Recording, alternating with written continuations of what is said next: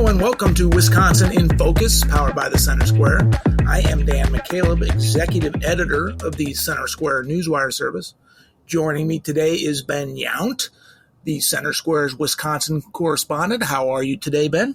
Sweating through another 98-degree day and sitting here hoping that my air conditioner and all of the fans that I have can keep up. I'm not cooking at home tonight, I'll tell you that much. I'm not heating my house up with my stove. I'll let some restaurant do that for me today. I don't blame you, Ben. My wife and I decided yesterday the same thing. I am going to suffer through the outdoor heat to grill some boudin. You ever had boudin? Yeah, I have. I'm a big sausage fan. That in the alternate universe where I'm not on the radio or writing for the Center Square, I would run a food truck and call it Tubular Meat. I'd have it painted up all sort of 80s style, and it would be nothing but sausages. Tubular Meat. I think that's my neighbor's garage band's name.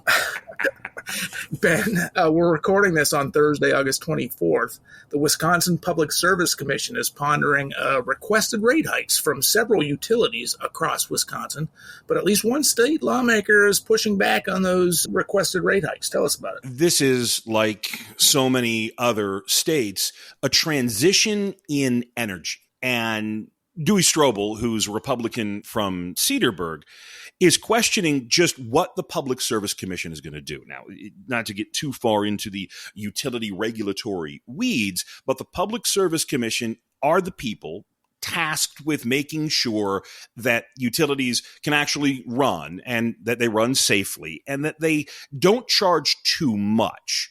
As with every state, there is a citizens utility board or another advocate group that tries to keep an eye on just what utilities can charge. Because again, at the end of the day, you need gas to heat your home in the winter and you need electricity on days like this where it's 90-something degrees to run your air conditioning. And the big utilities here in Wisconsin, the biggest being We Energies, which is down here around the Milwaukee metro area. Alliant Energy, Madison Gas and Electric, they're sort of Madison central southern part of the state. Xcel Energy has the northwestern part of the state and into the Northwoods. We Energies also has a subsidiary that's over by Green Bay. But again, let's not get that far into the woods. And last year, the utilities in the state asked for a rate hike, and the Public Service Commission gave them a rate hike, in some cases a double-digit rate hike. And the utilities said at the time, last December, hold off on the 23 rates. Give us this rate for 23. The 23-24 rates, give us a second. We don't know what we're going to need. And this comes back to something that is clearly a dividing line politically. Why are these utilities asking people to pay more? If you ask the utilities, they'll say, well, inflation, the cost of providing this energy, and investments into green energy.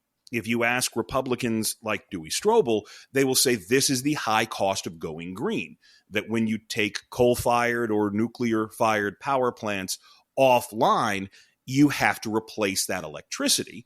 And solar panels, wind farms, as popular as they are, they don't produce as many electrons as the tried and true fossil fuel way of producing electricity. And so in addition to the debate over just how much more people in Wisconsin are being asked to pay, you have this wraparound debate as to why, and then you get to the politics of green energy versus let's use everything above and let's provide cheap electricity, not just for the people of Wisconsin, but the businesses of Wisconsin. And then you're off to the races with a state where manufacturing is a good 25% plus of the state's economy. Yeah, and you know, when the country started moving towards this greener energy initiative, which is fine, certainly we should want to get there at some point.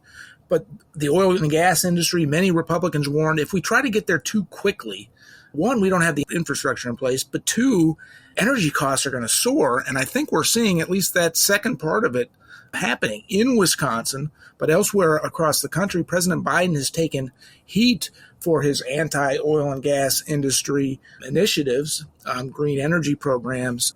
etc. So this is now in the Public Service Commission's hands, right? They haven't decided on this upcoming rate increase, but they need to soon. By the end of the year, they'll have to make a decision by December. We don't know exactly what. There have been the way that this is you get to file objections with the Public Service Commission, and that window is still open, and we'll get some sort of decision by the end of the year.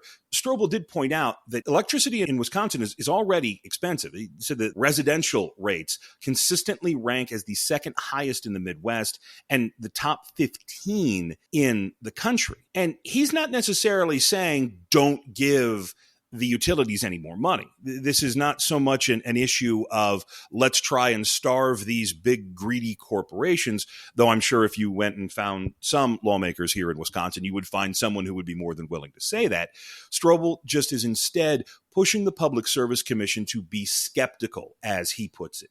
Really take a look at what's going on, because I think there is the exact expectation that you hinted at. This, last year, utilities got a rate increase. This year, utilities are looking for a rate increase. What's going to happen next year and the year after that and the year after that? Because a lot of these utilities have plans, publicly stated plans, to be carbon free by 2050. That's 25 years from now. And how many televisions do you have in your house? When I was a kid, I had one.